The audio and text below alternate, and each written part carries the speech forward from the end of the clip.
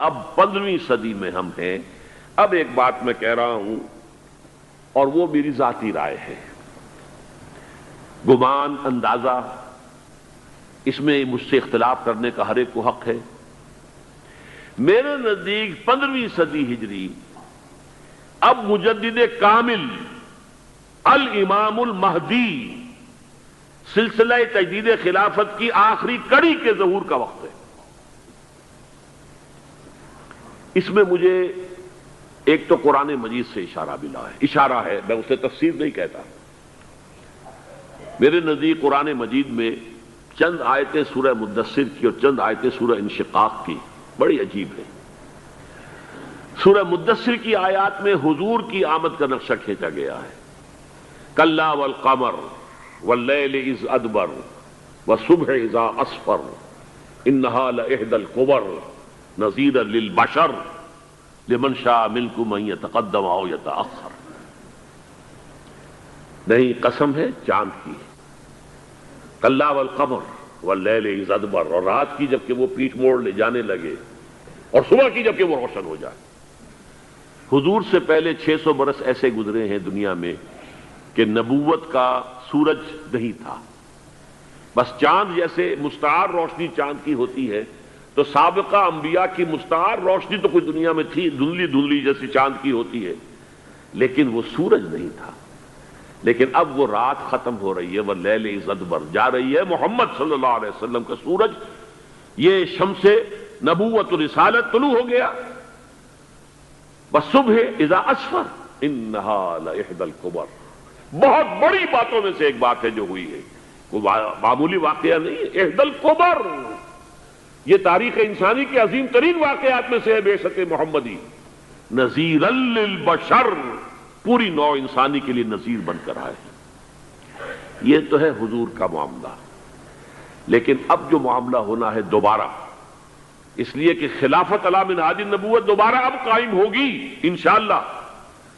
حضور کے بعد میں آپ کو بتا چکا ہوں، خلافت راشدہ ختم ہونے کے بعد سے زوال زوال زوال زوال زوال زوال زوال زوال زوال، تھوڑا سا 2.5 سال کا 2 سال کا وقفہ آیا ہے حضرت عمر بن عبدالعزیز کا، ورنہ زوال زوال زوال زوال زوال۔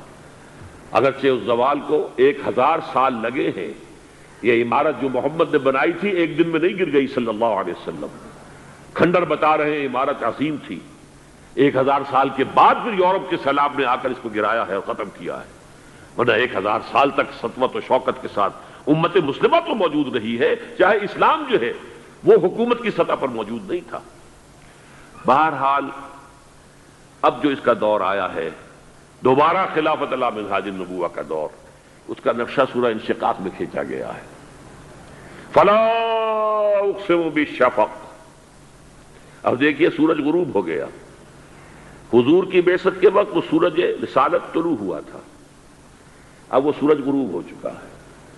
سورج کے غروب ہونے کے بعد صرف روشنی رہ جاتی ہے شفق کی، سرخ سی، بس وہی باقی رہ گئی، اور باقی کیا رہ گیا؟ بدا الاسلام غریبا ویسعود کما بدا فطوبی للغرباء، فلا اقسم بالشفق واللیل وما وسق، رات کی سی تاریکی ہے اور جو کچھ اس نے اپنے اندر جمع کر لیا ہے، والقمر اذا اتسق، اور قسم ہے چاند کی جب کہ وہ بھر جائے، پورا بھرتا ہے کتنے دنوں میں؟ 14 دن میں۔ اور 14 صدیوں کے بعد اب پہلی صدی کا جس نے کہ تجدید کامل کی عمر بن عبدالعزیز، 14 صدیوں کے بعد اب 15ویں صدی میں الامام المہدی کے ظہور کا وقت قریب ہے۔ اب جو کچھ مجھے حضرت امام المہدی کے بارے میں کہنا ہے، دوبارہ اپنی بات دہرا رہا ہوں، یہ میرا ذاتی گمان ہے، اختلاف کیا جا سکتا ہے۔ میرا گمان یہ ہے کہ یہ اب جو مجدد آئیں گے وہ حضرت مہدی ہوں گے۔ پہلی بات تو یہ جان لیجئے کہ مہدی 2 ہیں، ایک شیعوں کے مہدی، ایک سنیوں کے مہدی، ان میں بڑا فرق ہے۔ شیعہ حضرات مہدی کو مانتے ہیں، وہ ان کے 12ویں امام ہیں، ان کے عقیدے کے مطابق انہیں پیدا ہونے کے فوراً بعد اس اندیشے سے کہ انہیں قتل کر دیا جائے گا ایک غار میں چھپا دیا گیا تھا۔ تقریباً 1200 برس سے وہ اس غار کے اندر ہیں، وہ روپوش ہیں، چھپے ہوئے ہیں، اسی لیے انہیں امام غائب کہا جاتا ہے، اور اب ان کا انتظار ہو رہا ہے، اس لیے انہیں امام منتظر بھی کہا جاتا ہے۔ اس لیے شیعوں کے دارالعلوم جو ہوتے ہیں دارالعلوم المنتظر، وہ اس لیے کہ ان کا انتظار کیا جا رہا ہے۔ تو یہ ہے، اب وہ ان کا خیال ہے کہ آخری دور میں، آخری زمانے میں وہ ظاہر ہو جائیں گے، غار سے نکل آئیں گے۔ دیکھیے، میں اس عقیدے کو اس بنا پر رد نہیں کرتا کہ یہ ناممکن ہے کہ کیسے کوئی شخص جو ہے 1200 برس تک کسی غار کے اندر زندہ رہ سکتا ہے، نہیں، میں سمجھتا ہوں ممکن ہے۔ 300 برس تک اصحاب کہف رہے کہ نہیں رہے؟ سوئے رہے۔ 300 ایئرس ہم مانتے ہیں۔ حضرت عیسیٰ اسی حیات عرضی کے ساتھ 2000 سال سے موجود ہیں آسمان پہ کہ نہیں ہے؟ آپ کو معلوم ہے حضرت عزیر 100 برس تک مرنے کے بعد دوبارہ زندہ کر دیے گئے۔ فَأَمَاتَهُ اللَّهُ مِئَةَ عَامٍ ثُمَّ بَعَثَهُ۔ تو ناممکنات میں سے کوئی سوال پیدا نہیں ہوتا، لیکن یہ کہ آیا کوئی امامت معصومہ کا تصور قرآن اور حدیث سے ہمیں ملتا ہے؟ پھر یہ کیا یہ موروثی امامت کہ حضرت علی کی نسل جو حضرت فاطمہ سے چلی ہے اسی میں یہ امامت ہوگی؟ اس کے لیے ہمارے پاس کوئی دلیل نہیں ہے، ہم اس کو تسلیم نہیں کرتے۔ ہم تو سمجھتے ہیں کہ معصومیت ختم ہو گئی محمد الرسول اللہ صلی اللہ علیہ وسلم پر، خاتم المعصومین ہے محمد الرسول اللہ۔ اب ان کے بعد تو اجتہاد ہے اور خلافت ہے، عام معاملات میں اجتہاد ہوگا، نظام خلافت کا ہوگا۔ تو ہمارے نزدیک جو میں جس مہدی کا نام لے رہا ہوں وہ مہدی ہے جو ایک مجدد ہوں گے، جیسے کہ مجددین کے نام میں نے آپ کو گنوائے ہیں، مجدد الفسانی ہو، شاہ ولی اللہ ہو، سید احمد بریلوی ہو، شیخ الہند ہو، ایک ہوں گے انسان جو پیدا ہوں گے انسانوں کی طرح عام طور پر، اپنی عمر کو پختگی کو پہنچیں گے، پھر وہ سامنے آئیں گے منظر پر، پھر وہ کام کریں گے، قیادت کریں گے، عرب میں ان کا ظہور ہوگا۔ دوسری بات یہ نوٹ کر لیجئے حضرت مہدی کے بارے میں، ہمارے ہاں احادیث کے جو مجموعے ہیں ان میں جو ٹاپ کے 2 مجموعے ہیں ان میں کہیں حضرت مہدی کا ذکر نہیں ہے، نہ صحیح بخاری میں نہ صحیح مسلم میں، لیکن ہم اسے نظر انداز نہیں کر سکتے کہ صحائح ستہ کی بقیہ 4 کتابوں کے اندر موجود ہیں، لہذا نظر انداز نہیں کر سکتے، اگنور کرنا ممکن نہیں ہے۔ اب اس میں میں چاہتا ہوں کہ کچھ حدیثیں آپ کو میں سناؤں جن میں حضرت مہدی کا تذکرہ کیا گیا ہے۔ پہلی ہے وعن عبداللہ ابن مسعود قال قال رسول اللہ صلی اللہ علیہ وسلم، حضرت عبداللہ ابن مسعود سے روایت ہے، وہ فرماتے ہیں کہ حضور نے ارشاد فرمایا لا تذهب الدنيا حتى يملك العرب رجل من اہل بیتی، یہ دنیا ختم نہیں ہوگی جب تک کہ عرب پر میرے اہل بیت میں سے ایک شخص کی حکومت قائم نہ ہو۔ اور آپ کو معلوم ہے کہ آج تک عرب پر حضور کے اہل بیت کی کوئی حکومت قائم نہیں ہوئی، اور جب قائم ہوئی بھی تھی حضرت علی کو اگر شمار کیا جائے، اس لیے کہ حضور نے وہ جو مشہور واقعہ ہے کہ ایک چادر میں لے لیا تھا حضرت علی کو اور حضرت فاطمہ اور حضرات حسنین کو، اللہم ہؤلاء اہل بیتی، اے اللہ یہ بھی میرے اہل بیت ہیں، تو حضرت علی کی بھی حکومت منعقد نہیں ہوئی، پورے عالم اسلام پر ان کی حکومت نہیں تھی، اس لیے کہ شام اور مصر دونوں صوبے جو ہیں انہوں نے ان کی اطاعت قبول نہیں کی تھی۔ اس حوالے سے یہ معاملہ ابھی ہونا ہے۔ لا تذهب الدنيا حتى يملك العرب رجل من اہل بیتی یواطئ اسمہ اسمی، اس کا نام وہی ہوگا جو میرا نام ہے، یعنی محمد صلی اللہ علیہ وسلم، اور ان کا نام بھی مہدی کا نام بھی محمد ہو، مہدی تو ان کا لقب ہے۔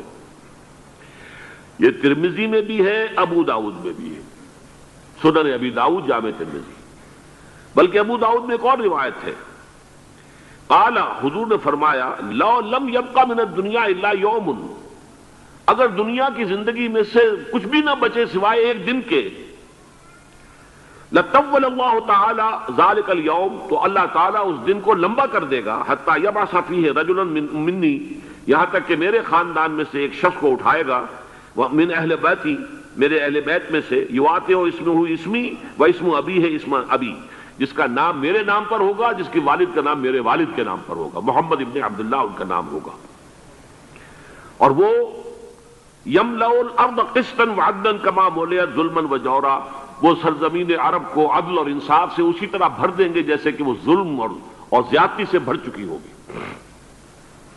دوسری روایت ہے حضرت ابو سعید خدری رضی اللہ تعالی عنہ سے، حضور نے فرمایا المہدی منی اجل الجبہۃ اقن الانف یملأ الارض قسطا وعدلا کما ملئ ظلما وجورا یملک 7 سنین، رواہ داود، کہ مہدی مجھ میں سے ہوں گے بڑی روشن پیشانی والے اور بڑی کھڑی ناک والے، وہ زمین کو بھر دیں گے انصاف سے اور عدل سے جیسے کہ وہ ظلم سے بھری ہوئی ہوگی، اور وہ 7 برس تک حکومت کریں گے۔ عرب میں خالص خلافت علی منہاج النبوہ کا نظام حضرت مہدی کے ہاتھوں قائم ہوگا اور 7 برس تک قائم رہے گا عرب کے اندر۔ اس کا اگلا مرحلہ میں بعد میں بیان کروں گا۔ تیسری روایت، اور اس کو میں اس لیے خاص طور پہ سنا رہا ہوں کہ اس میں وہی الفاظ آئے ہیں جو میں نے ابتدا میں حدیث آپ کو سنائی تھی، اس کے الفاظ ہیں۔ عن ابی سعید قال ذکر رسول اللہ صلی اللہ علیہ وسلم بلاء یصیب هذه الامہ حتی لا یجد الرجل ملجا یلجا الیہ من الظلم۔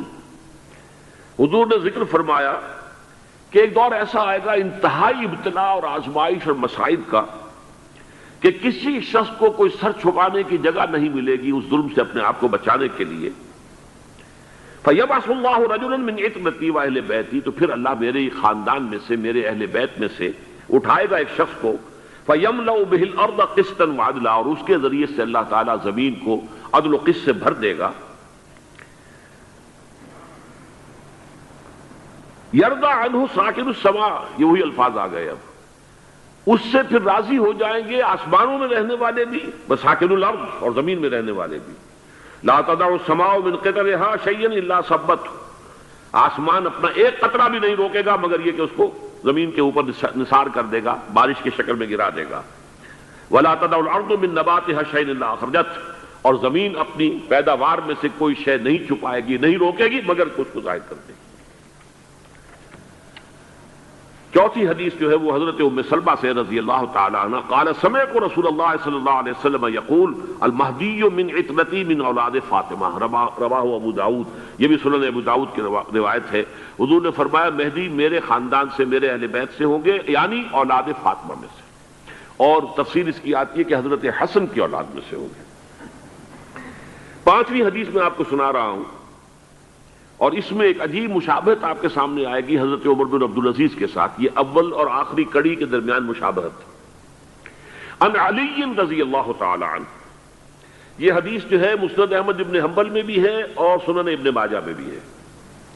قال قال رسول اللہ صلی اللہ علیہ وسلم المہدی منا اہل البیت یصلح اللہ فی لیلۃ، مہدی ہم میں سے ہوں گے، ہمارے اہل بیت میں سے، اور اللہ ایک ہی رات میں ان کی اصلاح کر دے گا۔ یعنی وہ پہلے سے کوئی زیادہ روحانی یا دینی کوئی اس طرح کی شخصیت نہیں ہوں گے، لیکن ایک ہی رات میں اللہ تعالیٰ ان کی سیرت و کردار کے اندر انقلاب عظیم برپا کر دے گا۔ جیسے کہ میں نے عرض کیا تھا آپ سے کہ عمر بن عبدالعزیز کی زندگی میں انقلاب عظیم آیا ہے، خلافت کا بوجھ پڑتے ہی کہاں وہ خوش باش اور خوش لباس اور خوش خوراک، وہ شہزادہ ٹھاٹ باٹ والا، جاگیر والا، گورنر کا بیٹا اور خود گورنر، اور کہاں یہ کہ اس کی وہ درویشی جو میرے نزدیک واللہ عالم، ڈرتے ڈرتے کہہ رہا ہوں، میرے نزدیک وہ حضرت ابو بکر، حضرت عمر اور حضرت علی کی درویشی کو بھی مات دے گئی، لیکن کنٹراسٹ بہت شدید ہے۔ وہاں جو بھی کچھ تھا وہ تدریجاً آیا تھا، ہوتے ہوتے ہوتے ایک انتہا، اور یہاں سڈن آیا۔ چھٹی حدیث، عن انس سمعت رسول اللہ صلی اللہ علیہ وسلم یقول نحن ولد عبد المطلب سعادت اہل الجنہ، ہم عبد المطلب کی جو اولاد ہیں اور نسل ہیں، ہم جنت کے سردار ہیں۔ اور پھر آپ نے نام گنوائے ہیں، انا وحمزۃ وعلی وجعفر والحسن والحسین والمہدی، میں خود اور حضرت حمزہ بنو عبد المطلب میں سے، عبد المطلب کے بیٹے، اور علی اور جعفر حضرت علی کے بھائی جعفر طیار، اور حسن اور حسین حضرت فاطمہ کے لخت جگر حضرت علی کے بیٹے، والمہدی، اور آخر میں جا کر پھر مہدی۔ اب میں آپ کو ایک حدیث سنانے چلا ہوں جس میں ایک عجیب نقشہ سامنے آتا ہے کہ یہ مہدی جب ظاہر ہوں گے تو کس طور سے ظاہر ہوں گے، ان کے ظہور کی کیفیت کیا ہوگی، کیف یظہر۔ یہ روایت ہے حضرت ام سلمہ سے رضی اللہ تعالی عنہا، حضور کی زوجہ محترمہ ہیں، فرماتی ہیں ام سلمہ عن النبی صلی اللہ علیہ وسلم قال یکون اختلاف عند موت خلیفۃ، موت خلیفۃ، حضور نے فرمایا ایک خلیفہ کی موت پر اختلاف واقع ہو جائے گا، خانہ جنگی ہو جائے گی۔ فَيَخْرُجُ رَجُلٌ مِّنْ أَهْلِ الْمَدِينَةِ حَارِبًا إِلَىٰ مَكَّةَ، پھر مدینے کے لوگوں میں سے ایک شخص نکلے گا، بھاگے گا اور جا کر پناہ لے گا اور چھپ جائے گا مکے میں۔ فَيَأْتِيهِ نَاسٌ مِّنْ أَهْلِ مَكَّةِ، پھر اس کے پاس آئیں گے اہل مکہ، مکہ کے لوگ، فَيُخْرِجُونَهُ، اور اسے نکالیں گے، جہاں وہ چھپے ہوئے ہوں گے وہاں سے نکالیں گے۔ وَهُوَ كَارِهٌ، اور وہ بالکل اس کو پسند نہیں کر رہے ہوں گے، نہ وہ خواہش مند ہوں گے کہ ان کے وہ ہاتھ پر بیعت کی جائے، نہ وہ یہ چاہیں گے کہ وہ میدان میں آئیں اور ان کو جو ہے اپنا لیڈر مانا جائے۔ وَهُوَ كَارِهٌ فَيُبَايِعُونَهُ بَيْنَ الرُّكْنِ وَالْمَقَامِ، لیکن لوگ جو ہے پھر اصرار کے ساتھ ان کے ہاتھ پر بیعت کریں گے رکن اور مقام کے درمیان۔ رکن وہ کونا ہے خانہ کعبہ کا جس میں حجر اسود لگا ہوا ہے، اور مقام ابراہیم جو ہے، ان دونوں کے مابین جو یہ علاقہ ہے یہاں پر وہ بیعت ہوگی۔ وَيُبْعَثُ إِلَيْهِ بَعْثٌ مِّنَ الشَّامِ، ان کے خلاف ایک لشکر بھیجا جائے گا شام سے۔ نہیں کہا جا سکتا کہ باسی حکومت اس وقت کی جو ہے اس کی طرف سے کوئی مسئلہ اس طرح کا اٹھ کھڑا ہو، اس لیے کہ ابھی تو بہرحال باسی حکومت وہاں ہے۔ فَيُخْسَفُ بِهِمُ بِالْبَيْضَاءِ بَيْنَ مَكَّةَ وَالْمَدِينَةِ، لیکن اللہ تعالیٰ اس لشکر کو مکے اور مدینے کے درمیان وادی بیضاء میں دھسا دے گا زمین کے اندر، پورے کے پورے لشکر کو۔ فَإِذَا رَأَى النَّاسُ ذَلِكَ، جب لوگ یہ دیکھیں گے کہ اتنی بڑی نشانی ظاہر ہو گئی، أَتَاهُ أَبْدَالُ الشَّامِ وَعَصَائِبٌ من العراق فَيُبَايِعُونَهُ، اب شام سے سارے کے سارے جو اولیاء اللہ ہیں وہ بھی آئیں گے، اور عراق سے جوق در جوق لوگ آئیں گے اور ان سے بیعت کریں گے۔ وَيَعْمَلُ فِي النَّاسِ بِسُنَّةِ نَبِيِّهِمْ، پھر وہ عمل کریں گے لوگوں کے مابین، حکومت کریں گے اپنے نبی کی سنت کے مطابق۔ وَيُلْقِي الْإِسْلَامُ بِجَرَانِهِ، اور اسلام اپنی گردن زمین پر ٹکا دے گا۔ وَالْأَرْض فِي الْأَرْض، زمین میں۔ فَيَلْبَسُ 7 سنین، پھر وہ 70 برس تک حکمران رہیں، 7 برس تک حکمران رہیں گے۔ ثم یتوفا، پھر ان کا انتقال ہوگا۔ ویصلی علیہ المسلمون، اور مسلمان ان پر نماز پڑھیں گے۔ یہ جو میں نے آپ کے سامنے نقشہ کھینچا ہے، اس سے اب میں ایک نتیجہ نکالتا ہوں، اسے بھی میرا گمان کہیے، اختلاف بھی کر سکتے ہیں آپ، اگر اس کو وزنی سمجھے تو قبول بھی کر سکتے ہیں۔ وہ یہ ہے کہ میرے نزدیک شاہ فہد کے انتقال پر لا محالہ یہ صورتحال پیدا ہو جائے۔ ولی عہد وہاں ہیں عبداللہ بن عبدالعزیز، امریکہ کو وہ پسند نہیں کرتے اور امریکہ انہیں پسند نہیں کرتا، یہ بالکل تشتس بام ہے۔ امریکہ نے لازماً جس طریقے سے اپنے پنجے گاڑے ہیں سعودی عرب کے اندر، اپنا فوجی اڈا بنایا ہے، تو آسانی کے ساتھ وہاں سے اپنے پنجے ہٹانے کے لیے تیار نہیں۔ ایک حدیث میں آتا ہے قرن الشیطان، نجد سے شیطان کا سینگ برآمد ہوگا، وہ شیطان کا سینگ ہے، جو میزائل وہاں پر لگے ہوئے ہوں گے اس وقت، در حقیقت وہ سارے کے سارے جو ہیں وہ شیطان کے سینگ ہیں۔ بہرحال کوشش وہ کرے گا کہ جیسے کہ اس نے جارڈن میں کیا، کتنے عرصے سے وہاں شاہ حسین کا چھوٹا بھائی حسن جو ہے وہ ولی عہد تھا، عین وقت کے اوپر آ کر، اور پتہ نہیں کیسی کیسی دوائیاں دے کر اسے لے کر آئے ہیں شاہ حسین کو، مرتے ہوئے کو تھوڑی دیر زندہ رکھنے کے لیے، اور وہ تبدیلی کروا کر جو ہے واپس لے گئے ہیں۔ تو یہ معاملہ ہوا ہے، تبدیلی کروا دی، وہاں تو ہو گئی آرام سے، کوئی بات نہیں۔ بحرین میں بھی غالباً ایسا ہی معاملہ ہوا ہے، واللہ عالم، مجھے یاد پڑتا ہے کہ وہ چاہتے ہیں کہ ہمارا پسند کا آدمی آئے۔ اگر سعودی عرب میں یہ کام کیا گیا تو اس کا لازمی نتیجہ خانہ جنگی ہوگا، اس لیے کہ وہاں کی روایت یہ بڑی سخت ہے، بڑی پختہ ہے۔ پھر یہ کہ وہاں جو ہے امیر عبداللہ جو ہے، جو وہاں پر اگرچہ سپہ سالار وہ نہیں ہے، کمانڈر ان چیف وہ نہیں ہے، کمانڈر ان چیف تو کوئی اور ہے، لیکن الحرس الوطنی جو ہے، نیشنل گارڈز، بہت بڑی فورس ہے وہ۔ اصل بیڈوین فورس جو ہے صحرا کے لوگوں کی عرب فورس، وہ در حقیقت الحرس الوطنی ہے، نیشنل گارڈ ہے، اور اس کا کمانڈر ان چیف یہ ہے امیر عبداللہ۔ تو لازماً یہ شکل جو ہے پوری ہو کر رہے گی۔ جیسے ہی یہ معاملہ ہوا شاہ فہد کے انتقال کا، تو یہ اختلاف ہوگا، خانہ جنگی ہوگی، پھر کوئی اللہ کا بندہ جو ہوگا۔ میرے نزدیک، میں آج سے کوئی 6-7 سال پہلے سالانہ اجتماع تھا تنظیم اسلامی کا راولپنڈی میں، میں نے اس وقت وہاں کہا تھا، اس سے ذرا اخبارات میں بھی کچھ وہ کنٹروورسی آئی تھی کہ میرے نزدیک امام مہدی پیدا ہو چکے ہیں، ان کے ظہور کا وقت قریب ہے۔ اور اس کی تھوڑی سی بعد میں مجھے معلوم ہوا کہ جین ڈکسن غالباً نام ہے امریکن اس کا، جس نے یہ پیشن کوئی خبر دی تھی کہ 1962 میں عالم عرب میں ایک بچہ پیدا ہوا ہے کہ جو وہاں کا نقشہ بدل کر رکھ دے گا۔ یہ جین ڈکسن کی غالباً پیشن گوئی ہے۔ بہرحال مجھے اس کی پیشن گوئی سے کوئی دلچسپی نہیں ہے، میں تو جو احوال دیکھ رہا ہوں، یعنی اسرائیل کا قائم ہو جانا، اور اس کے بعد اب یروشلم کا مسلمانوں کے ہاتھوں سے نکل جانا، اور اب گویا کہ وہ الملحمۃ العظمیٰ جو ہے تلی کھڑی ہے، کسی بھی وقت جو ہے یہ جو ہے وہ لاوا پھٹ سکتا ہے، آتش فشاں پھٹ سکتا ہے۔ تو یہ تمام حالات ایسے ہیں کہ جن کی وجہ سے میں سمجھتا ہوں کہ ایک تو جو قرآن مجید کے اشارات میں نے آپ کو بتائے، 14 صدیاں 14 دن میں چاند کا پورا ہونا، والقمر اذا اتسق، 14 دن میں 14ویں کا چاند۔ اسی طرح اب یہ 14 صدیوں کے بعد یہ صدی جو 15ویں صدی ہے، یہ در حقیقت ظہور امام مہدی کی صدی ہے۔ لیکن یہ کہ امام مہدی کی حکومت قائم کرنے کے لیے کون لوگ آئیں گے؟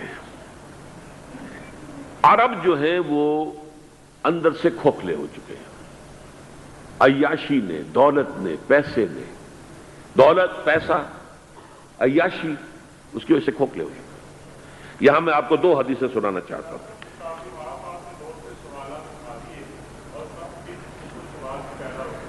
بہت سے ہوئے، آپ اطمینان سے تشریف رکھیے۔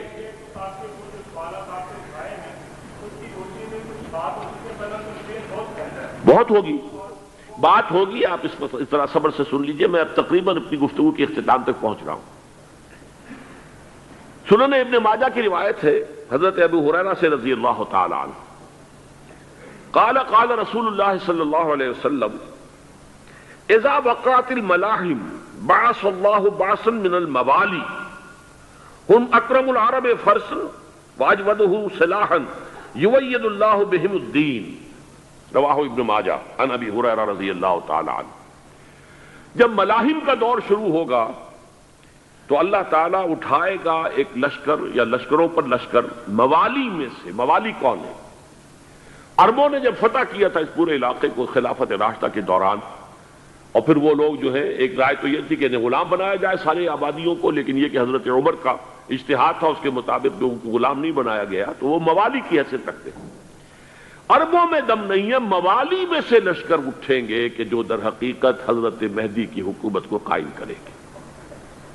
دوسری حدیث سنیے، عن عبداللہ ابن الحارث رضی اللہ تعالی عنہ، اور یہ ابن ماجہ کی روایت ہے، قال قال رسول اللہ صلی اللہ علیہ وسلم یخرج ناس من المشرق فیوقعون للمہدی یعنی سلطانہ، لشکر نکلیں گے، لوگ آئیں گے مشرق سے، اور وہ حضرت مہدی کی حکومت کو جمائیں گے اور قائم کریں گے۔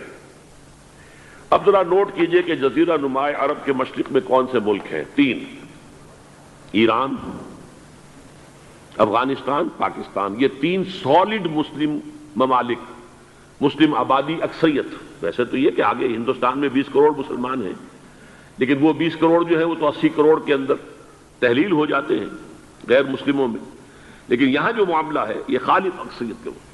ان میں سے ایران کا معاملہ جہاں تک ہے، نمبر 1 یہ کہ وہ شیعہ عقائد کے حصار میں بند ہے، اس سے ادھر ادھر ہونا اس کے لیے ممکن نہیں۔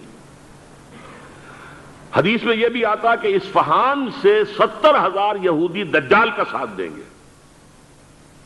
لیکن بہرحال خراسان ایک صوبہ ہے افغانستان کا اس وقت بھی، شمال مشرقی کونے میں، مجھے امید ہے وہاں سے خیر کی، کیونکہ خراسان کا لفظ وہاں پہ شامل ہے، اور حضور کی حدیث میں بعد میں آپ کو سناؤں گا کہ خراسان سے فوجیں چلیں گی جو یروشلم کو دوبارہ حاصل کریں گی، فتح کریں گی، جیسے پہلے یروشلم کھویا عربوں نے تھا، دوبارہ حاصل کیا تھا کرد نے، کرد خون صلاح الدین ایوبی رحمۃ اللہ علیہ. ایسے اب پھر عربوں نے کھویا ہے، لیکن لینے والے خراسان سے لشکر آئیں گے. یخرج من خراسان رایات و سود لا یردھا شیء حتی تنصب بإیلیا. خراسان کے علاقے سے کالے علم لے کر لشکر چلیں گے جن کے رخ کو کوئی موڑ نہیں سکے گا جب تک کہ وہ جا کر یروشلم میں نصب نہ ہو جائے. اس کے بعد نام آتا ہے پاکستان کا. یہ ہے میری اور آپ کی داستان، اور یہ ہے سبب جس کی وجہ سے کہ میں آپ سے یہ گفتگو کر رہا ہوں. اصل میں تو کس لیے؟ محض ایک علمی استفادہ، محض اپنی بات آراء کو ظاہر کرنے کا شوق نہیں، بلکہ یہ کہ اپنی ذمہ داری ہم پہچانیں کہ ہم کس مقام پر کھڑے ہیں. دیکھیے، اس پاکستان کے بارے میں یا ہندوستان کے بارے میں علامہ اقبال نے کہا تھا اپنے ترانہ ملی میں، میرے عرب کو آئی ٹھنڈی ہوا جہاں سے، میرا وطن وہی ہے، میرا وطن وہی ہے. اور مجھے بتایا گیا کہ سنن ابی داؤد میں یہ روایت موجود ہے کہ حضور نے فرمایا کہ ہندوستان کی طرف سے مجھے ٹھنڈی ہوا آتی، اگرچہ مجھے وہ حدیث ابھی نہیں ملی ہے، لیکن حزب التحریر کا ایک کارڈ مجھے ملا تھا، تو اس میں اس حدیث کا اور اس میں ابو داؤد کا روایت کا حوالہ موجود تھا. لیکن میں جو چیز آپ کو بتا چکا ہوں وہ یہ کہ الف ثانی کا پورا تجدیدی کارنامہ اس ہندوستان کی سرزمین میں ہوا. مجدد الف ثانی شیخ احمد سرندی، شاہ ولی اللہ دہلوی، سید احمد بریلوی، وہ تو ہمارے پاکستان میں آ کر جو ہے ان کا خون جذب ہوا ارض پاکستان میں. پھر شیخ الہند مولانا محمود حسن.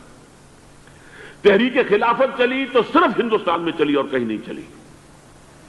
آزادی کی تحریک چلی پوری دنیا میں، وہ نیشنلزم کی بنیاد پر چلی، ملے نیشنلزم، عرب نیشنلزم، ترک نیشنلزم. ہمارے ہاں چلی تو اسلام کے نام پر پاکستان کا مطلب کیا؟ لا الہ الا اللہ. پھر پاکستان قائم ہوا معجزے کے طور پر، بلکہ نازل ہوا ہے لیلۃ القدر میں. انا انزلناہ فی لیلۃ القدر، جیسے قرآن نازل ہوا لیلۃ القدر میں، یہ پاکستان بھی نازل ہوا لیلۃ القدر میں. اس کا برقرار رہنا ابھی تک معجزہ ہے. ہندو یہ سمجھتا تھا، کانگریس سمجھتی تھی کہ جھٹپٹ ختم ہو جائے گا. پھر یہ کہ اس کا قرارداد مقاصد کا پاس ہو جانا، مزید بھی اور اضافی دفعات دستور میں آ جانا، اب کمرشل انٹرسٹ کو ربا قرار دے کر حرام قرار دینا، یہ سارے لینڈ مارکس ہیں کہ جو اشارہ کر رہے ہیں کسی چیز کی طرف، معاملہ کدھر جا رہا ہے. پھر یہ کہ یہ جو 14ویں صدی کے مجدد تھے شیخ الہند، اس کے بعد سے کچھ ایسی شخصیتیں عظیم پیدا ہوئی ہیں ہند میں جن کو میں سمجھتا ہوں کہ 14ویں صدی کے مجدد اور 15ویں صدی کے مجدد کے درمیان، یہ 15ویں صدی کے مجدد کی راہ کو سیدھا کرنے والے، جیسے کہ حضرت یحییٰ نے کہا تھا میں تو آنے والے کا راستہ سیدھا کر رہا ہوں حضرت عیسیٰ کے لیے، ایسے ہی 15ویں صدی کے لیے امام مہدی کے لیے راستہ صاف کرنے والے سب سے پہلے علامہ اقبال، جنہوں نے اسلام کا تصور دین کی حیثیت سے دوبارہ زندہ کیا ہے، ورنہ اسلام ایک مذہب کی شکل اختیار کر چکا تھا. پھر مولانا مودودی، مولانا ابوالکلام آزاد حکومت الہیہ کے نعرے کے ساتھ میدان میں آئے. یہ اقبال نے جو تصور پیش کیا تھا اس پر عملی جدوجہد کے لیے حزب اللہ قائم ہوئی. نوٹ کر لیجئے 11 برس کا فرق ہے عمر کا علامہ اقبال کے اور ابوالکلام کے. اور 1913 میں جب حزب اللہ قائم کی ہے اس وقت علامہ اقبال کی ملی شاعری اپنے عروج کو پہنچ چکی تھی. پھر یہ کہ علامہ اقبال کے بعد تعمیل جو ہے اس کام کی وہ ابوالکلام نے کی، لیکن روایتی علماء کی شدید مخالفت کی وجہ سے وہ بددل ہو کر چھوڑ گئے، کانگریس میں شامل ہو گئے. بساط جو ہے حزب اللہ کی انہوں نے لپیٹ دی. پھر مولانا مودودی آئے، انہوں نے وہ ڈور جو ہے اس کا سرا تھاما، جماعت اسلامی قائم کی حکومت الہیہ ہی کے قیام کے لیے. اگرچہ میرے نزدیک یہ کہ وہ انتخابی اور ایک قومی سیاست کی ایک جماعت بن کر پاکستان میں جو ہے دلدل میں پھنس گئی ہے. اب ہم اس کی کوشش کر رہے ہیں، تنظیم اسلامی اور یہ تحریک خلافت جس کے تحت یہ جلسہ ہو رہا ہے. یہ ساری چیزیں وہ ہیں کہ آپ کو سوائے پاکستان کے اور کہیں نہیں ملیں گی پوری دنیا میں. معلوم ہوتا ہے کہ پاکستان کو بہت بڑا رول پلے کرنا ہے اس میں. اور اس کے ساتھ اب جمع کر لیجئے افغانستان کی عمارت افغانستان، اسلامی عمارت افغانستان قائم ہو چکی ہے. یہ پچھلے 20 سالوں میں جو کچھ وہاں ہوتا رہا ہے اس سے پہلے تصور نہیں ہو سکتا تھا. کابل جو ہے وہ تو جیسے پیرس کا تمدن تھا ویسے کابل کا تھا، وہی لباس، وہی سکرٹس. یہاں جب آئے تھے شاہ ظاہر شاہ سرکاری دورے پر تو ان کی جو ملکہ صاحبہ تھی ان کے ساتھ وہ سکرٹ میں ملبوس تھی.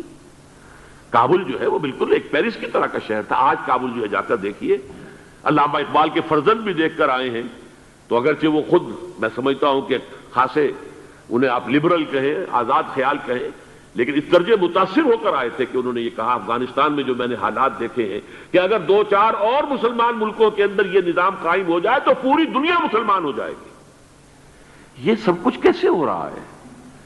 یہ آنے والے دور کی جھلکیاں ہیں۔ Coming events are casting their shadows before.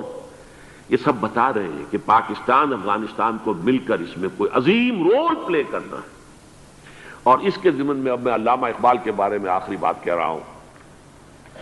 علامہ اقبال کے بارے میں عام یہ خیال ہے، انہوں نے اپنے خطبات میں مہدی کا اور نزول مسیح کا، حالانکہ میں کل پڑھ رہا تھا مولانا سید احمد اکبر آبادی رحمۃ اللہ علیہ کا ایک مقالہ ان کا کہ علامہ اقبال نے ابن خلدون کے بارے میں یہ کہا ہے کہ مہدی کا اور نزول عیسیٰ کا دونوں کا انہوں نے انکار کیا ہے، حالانکہ ابن خلدون نے نزول عیسیٰ کا انکار نہیں کیا، صرف مہدی کا انکار کیا ہے۔ بہرحال علامہ اقبال نے خطبات میں انکار کیا ہے، لیکن یہ کہ اپنی شاعری کے اندر میں چیلنج کرتا ہوں کسی بڑے سے بڑے اقبال شناس کو، ان کا یہ شعر ذرا سنیے: خضر وقت از خلوت دشت حجاز آید بروں، کارواں زی وادی دور و دراز آید بروں۔ خضر وقت، امام وقت، رہنمائے وقت، قائد وقت، خلوت دشت حجاز کی صحرا کی کسی خلوت گزینی سے نکل کر باہر آئیں گے۔ میں حیران ہوتا ہوں علامہ کے اس فکر پر اور اس مصرے پر۔ یہاں انہوں نے شیعہ اور سنی دونوں کے کانسیپٹ جمع کر دیے۔ شیعہ کا کانسیپٹ یہ چھپے ہوئے کسی غار میں وہاں سے برآمد ہوں گے، اور ہمارا کانسیپٹ میں ام سلمہ رضی اللہ تعالیٰ عنہ کی حدیث سنا چکا، چھپے ہوئے ہوں گے وہ وہاں پر، مدینے سے نکل کر آ کر مکے میں چھپ جائیں گے۔ اس خانہ جنگی کی حالت میں لوگ ان کی طرف دیکھ رہے ہوں گے، سوچتے ہوں گے انہیں میدان میں آنا چاہیے، کوئی پارٹ پلے کرنا چاہیے، امت کی رہنمائی کرنی چاہیے، لیکن وہ چھپیں گے، وہ کارے ہوں گے، وہ اس ذمہ داری کو قبول نہیں کرنا چاہیں گے، جا کے چھپ جائیں گے مکے میں، وہاں سے مکے والے انہیں نکالیں گے، اور وہ کارے ہوں گے، انہیں بالکل یہ پسند نہیں ہوگا کہ یہ ذمہ داری اٹھائیں۔ تو خضر وقت از خلوت دشت حجاز آید بروں، کارواں زی وادی دور و دراز آید بروں۔ کارواں جو چلے گا ان کی مدد کے لیے اس وادی دور و دراز، اس عظیم وادی دور و دراز، یہ وادی سندھ ہے۔ وادی سندھ جو ہے ہم سمجھتے ہیں کہ صرف یہ پاکستان اور پنجاب جو ہے یہ اس میں شامل ہے، سندھ اور پنجاب نہیں، افغانستان کا پورا مشرقی علاقہ اس میں شامل ہے۔ جیسے دریائے جہلم سندھ میں جا رہا ہے، جیسے دریائے گلگت سندھ میں آ کر ملتا ہے، جیسے دریائے چناب اور راوی اور جہلم اور یہ سب جا رہے ہیں اور آ رہے ہیں، اسی طرح دریائے کابل کہاں سے آ رہا ہے، دریائے گومل کہاں سے آ رہا ہے، ٹوچی کہاں سے آ رہا ہے، یہ سارا جو ہے ڈرین جو ہو رہا ہے، ایسٹرن جو ہے پارٹ آف افغانستان، یہ سب وادی ہے۔ اس وادی کے یہ دو حصے ہیں، ایک حصہ جو ہے یہ ادھر پاکستان میں ہے، اور اسی وادی کا دوسرا حصہ جو ہے وہ افغانستان میں ہے۔ کارواں زی وادی دور و دراز آید بروں، کارواں چلے گا یہاں سے، یخرج ناس من المشرق یؤتون للمہدی یعنی سلطان ہی، مشرق سے فوجیں چلیں گی کہ جو مہدی کی حکومت قائم کریں گی، اور یخرج من خراسان رایات و سود، اور خراسان سے سیاہ پرچم چلیں گے کہ جن کا رخ کوئی موڑ نہیں سکے گا، حتیٰ تنصب بیلیا، یہاں تک کہ وہ جا کر یروشلم کے اندر نصب ہو جائیں گے۔ حضرات، میں ایک میری گفتگو کا حصہ باقی تھا لیکن میں اسے چھوڑ رہا ہوں، اس لیے کہ گلوبلائزیشن جو اس کی ہوگی، جو خلافت علی منہاج النبوہ کی تجرید کامل حضرت مہدی کے ہاتھوں عرب میں ہوگی، اس سے پہلے اس کے لیے محنت، کوشش، جد و جہد پاکستان اور افغانستان میں ہو چکی ہوگی جو اسے سپورٹ کرے گی اور وہاں جا کر حکومت قائم کرے گی۔ اس کے بعد گلوبلائزیشن کا جو مرحلہ اس کا ہے وہ حضرت مہدی کے ہاتھوں نہیں ہے، وہ حضرت عیسیٰ ابن مریم ان کے نزول کے بعد ہے، جن کے نزول کے بعد دجال کا خاتمہ ہوگا اور یہودیوں کا استحصال ہوگا، مسلمانوں پر بھی بڑی تکالیف اربوں پر آئیں گی، شدائد آئیں گے، لیکن یہ وہ میں حصہ جو اپنی گفتگو کا آج چھوڑ رہا ہوں اس لیے کہ میں دیکھ رہا ہوں کہ بعض حضرات کا صبر کا پیمانہ اب لبریز ہو رہا ہے، تو میں اس حصے کو پھر ملتوی رکھتا ہوں کسی دوسری محفل اور کسی دوسری مجلس اور نشست پر۔